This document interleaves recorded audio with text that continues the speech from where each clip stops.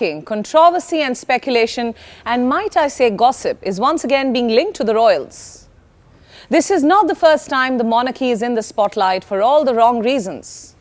Also not the first time it is being accused of racism or mistreatment. The timing of it all, though, is very interesting.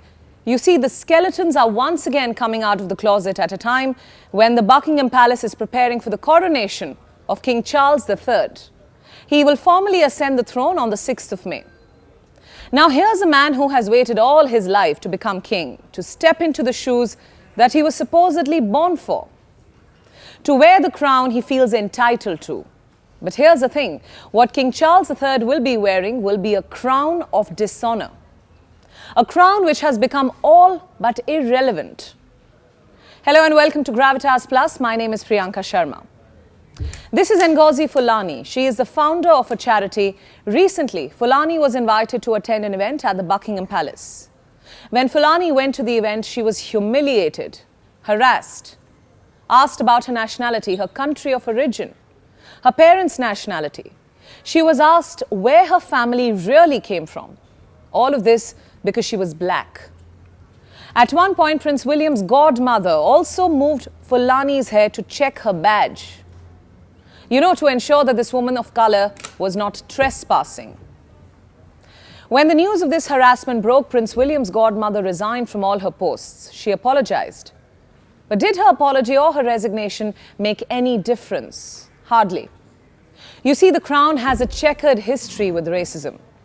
Let's go back to the 1500s. During the reign of Queen Elizabeth, an Englishman named Captain John Hawkins had managed to capture 300 Africans, bring them to England and sell them as slaves.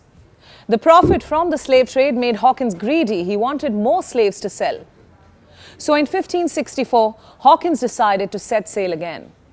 And Queen Elizabeth gave her nod for the journey, also a vessel that Hawkins could use in his slave trade. That is the crown of dishonor for you. It has encouraged slave trade, contributed and cheered slave trade. And why just slavery? The crown is laced with racism. Until the 1960s, the gates of the Buckingham Palace were closed for black men and women. They could only work as servants. People of color were banned from office roles. One would think that the crown would change with time, but it did not. This was Prince Philip. He was the husband of Queen Elizabeth II and the Duke of Edinburgh. He was also infamous for racism. He compared Ethiopian art to a child's artwork, a messy fuse box to some shoddy work done by an Indian. Prince Philip's advice to a British student in China was to come back home quickly or end up with slitty eyes. Like I was saying, infamous for racism. And this is the former royal consort. Racism is one thing that the crown is guilty of, corruption another. Remember the Paradise Papers, the leak threw light on global tax avoidance. A lot of prominent firms were named, the likes of Apple, Nike, Meta.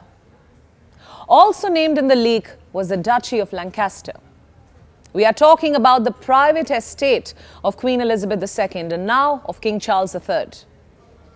The Paradise Papers said that the estate had used offshore private equity funds to avoid tax payments. Then there were times it tried interfering with legislations to safeguard its own wealth and secrets. Not too long ago, a Guardian investigation revealed that laws were being written, even amended, to protect the crown. Allow me now to read out an excerpt for you.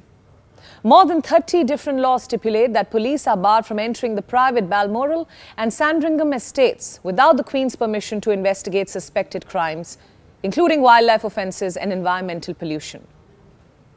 Remember, such legal immunity is accorded to no other private landowner in the country. The Crown says its job is selfless service.